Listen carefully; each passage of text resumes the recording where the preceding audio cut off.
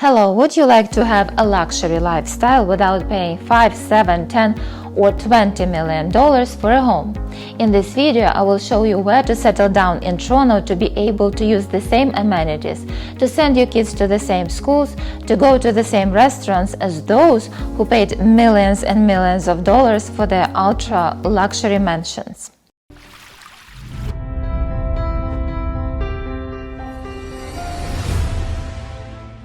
Hello, my name is Olena. I'm a real estate broker here in Toronto. My team and I help our clients to relocate to Toronto or simply to choose the great neighborhood in the city. In my previous video, I showed the most luxury neighborhoods in Toronto where the pricing for properties goes up to 5, 10 and even over $20 million.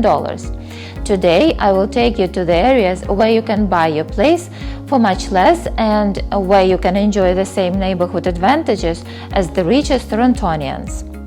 But before I begin, for those who are visiting my channel for the first time, please subscribe and hit that bell button to be notified every time I post a new video about living in Toronto as well as its real estate. And for my entire audience, if you like the videos, please like, comment down below and contact me if you have any questions. Let's begin. In my previous video, which I linked in the description below, I pointed out 6 the most affluent and luxurious neighborhoods in Toronto. I will remind you of those. First of all, the Bridle Path, which is the richest area. Second, York Mills. Third, Hawks Hollow. Fourth, Lawrence Park and Lytton Park. 6th, Forest Hill. And 7th, Rosedale. These areas require at least $5 million to make a purchase and substantial annual expenses to carry a house. What makes the cost for the properties in these neighborhoods? First of all, location. Second, the infrastructure of this area with the access to the greatest schools, best amenities and conveniences. Third, big sizes of the lots and the houses. Fourth, time, because the reputation of these communities has been establishing for years and generations. Let's see if we can find less expensive neighborhoods and pockets close by with the same convenience locations, accessibility to great schools, proximity to amenities, and the same level of safety. The first is the Bridle Path. Bad news is that, of course, you cannot match the experience of living in an 18,000 square feet mansion on a 400 by 300 feet lot. Good news, though, is that you don't have to pay $27 million to experience the same lifestyle in literally the same area. I recommend looking at the south part of the Bridle Path, where you will find houses for $5 million, and also another close-by area is Winfields, where there are houses available for sale starting from roughly $3 million. These two areas allow you to send your kids to the same public schools as those who live in mansions. Consider Danlow Public School for the elementary education and York Mills Collegiate Institute for the high schooling. The best private schools are the same distance to your home as if you lived in the mansion for $27 million. The Bridle Path has low walkable score, is 35 out of 100. This makes all the residents car dependent regardless of the cost of their homes. There are few listings in the Bridle Path and the closest areas. If you consider living or settling down there, don't hesitate to reach out. The second rich neighborhood in our list is York Mills Winfields. So, where to live for less and to use the same parks, schools, drive the same roads as those who purchase luxury mansions? The answer is simple. York Mills Winfield consists of 3 main areas: west side of Bayview Avenue, east side of Bayview Avenue, and the part which is south of York Mills Road. Approximate starting price point for the west side of the neighborhood is $3 million, whereas the pricing for 2 other parts starts from $5 million. Great schools like Owen Public School, Harrison Public School, York Mills Collegiate Institute are the ones of the best in Toronto. York Mills Winfield is another neighborhood with a low walkable score, which calls all the residents to own at least one car per household. If you settle down in the west part of the area, your closest shopping and service destination will be Yonge and Sheppard, and you will be driving to Yonge and Lawrence for good restaurants. For more details about this area, don't hesitate to contact and ask questions. The next neighborhood to discuss is Hawks Hollow. I was looking what cheaper area to bring to your attention as an equal replacement for less money, but actually I couldn't find. In fact, it is not a very easy task to match a combination of the nature, generous lots, architecture, and location. In fact, if you would like your kids to be sent to the same public schools as the kids from Hawks Hollow, you may consider the area west of Yonge, south of Wilson. The streets like Yonge Boulevard, Joycey Boulevard, Fellbrick Avenue, Brook Avenue are in the boundaries of highly ranked Armour Heights Public School.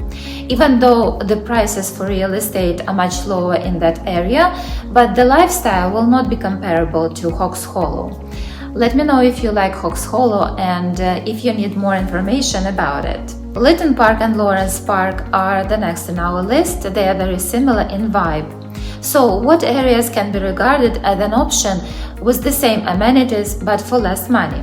First of all, you can consider streets in the same block like Crayhurst and Albertus Avenue, where the properties are well below $2 million.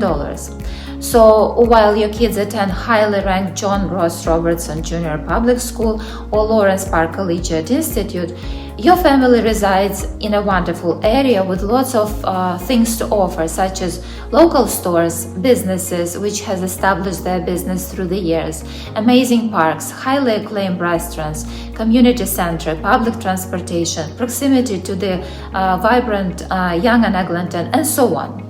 If you can't find available property in these areas, I highly recommend to look north of Lawrence at Bedford Park, which delivers the same benefits to their residents. However, the houses in Bedford Park are cheaper. With mature trees along the streets, Yonge Street and its small local businesses, quiet roads, low traffic, calm vibe, and a tight family-oriented community, Bedford Park is a beautiful piece of real estate. Proximity to good schools, local parks, Highway 401 and Lawrence Subway Station make it a great choice for families looking to the best suburban and urban living at the same time. Bedford Park Public School, John Wanless Jr. Public School, Lawrence Park Collegiate Institute, these are highly ranked public schools for elementary and high grades education. Havergal College makes the closest option for private schooling. The average selling price in this area is approximately $2.2 million. If you want to know more about these neighborhoods and the lifestyle there, latest trends in real estate, please don't hesitate to reach out. The next neighborhood in our list is Forest Hill. Let's look around where you can settle down to match schools and the general vibe of this super affluent and super luxurious neighborhood. The area which can be considered as a great substitute is actually a part of Forest Hill. It is located west of Spadina Road, stretches to Bathurst Street and bounded by Eglinton Avenue on the north and St. Clair Avenue on the south. You can compare average pricing for homes $7 million in Central Forest Hill and $5 million in its western part.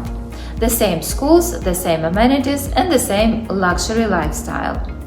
As another option, you can get a home in the Brown Junior Public School boundaries, which are south of Lonsdale Road, east of Yonge Street, west of Spadina Road, and stretches almost to DuPont Street.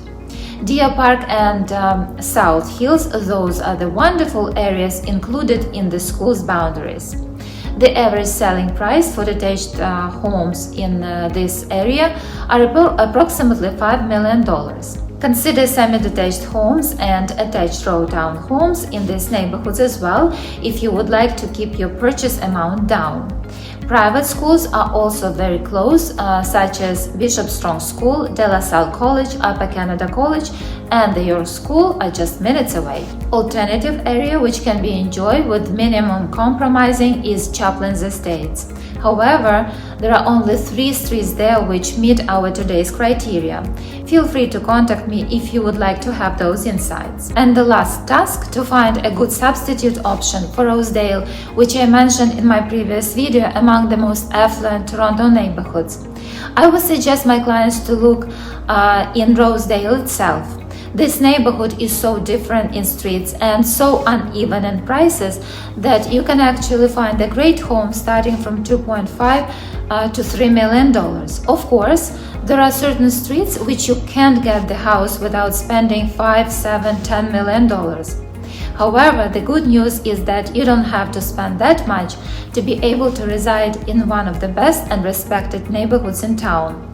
If you plan to send your little child to a public school, aim to live in the boundaries of Whitney Junior Public School, which has 10 out of 10 ranking on Fraser's website.